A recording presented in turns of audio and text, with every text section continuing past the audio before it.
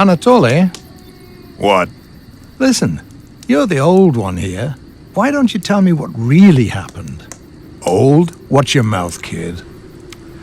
Well, I don't know the whole truth, but I'll tell you what I can. They say that not long before the catastrophe struck, people all over the world began to find strange things, stones more often than not, which emitted unidentified particles. As for where these things came from, nobody could say for certain. A theory almost immediately emerged that it was this radiation that led to animals mutating. An international organization was formed, as was oh so fashionable back then, the so-called Worldwide Scientific Council.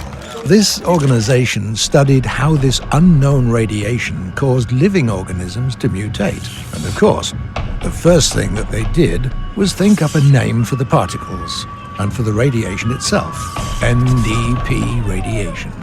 There were still a few mutated animals back then, and they were like cute kittens compared to the beasts that roam the wastelands now. But the first research projects confirmed that this NDP radiation causes serious mutations in animals. As for people, for some reason the radiation affected them entirely differently. Even a small amount applied to damaged tissue caused it to regenerate far more quickly.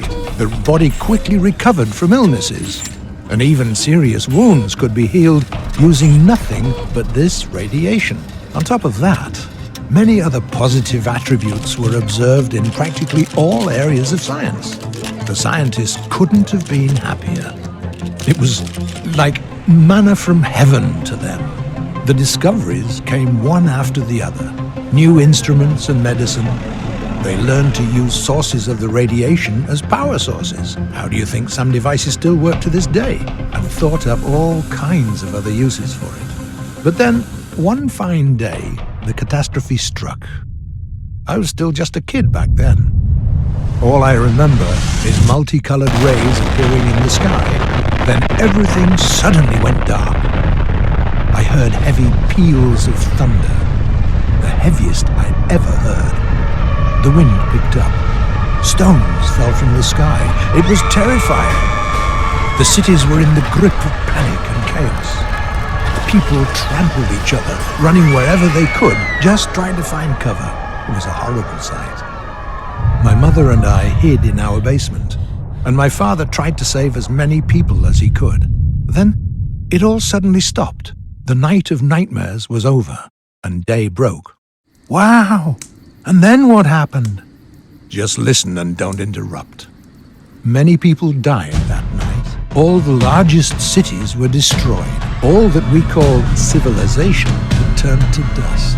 It was like we'd gone back to the Stone Age in a single instant, and all humanity's problems disappeared. Everyone in the world suddenly had the same goal: to survive. That was when the monsters came. They surged into the cities that remained whole in huge packs, destroying everything alive in their path. In those days, our already diminished species became even smaller. But there were cities that could withstand the monsters.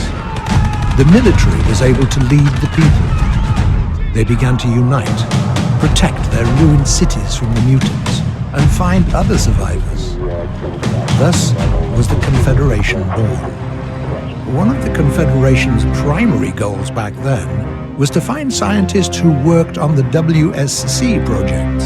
They even managed to find surviving laboratories where scientists still labor away to this day. Thanks to the scientists, they managed to partially restore the research performed on NDP radiation before the catastrophe, and even to make use of some of the technologies. For example, the scientists managed to create special NDP concentrators, which alter the radiation to form something like a protective field. The mutants fear the field like fire and won't enter it. That's how the domes above our cities were created.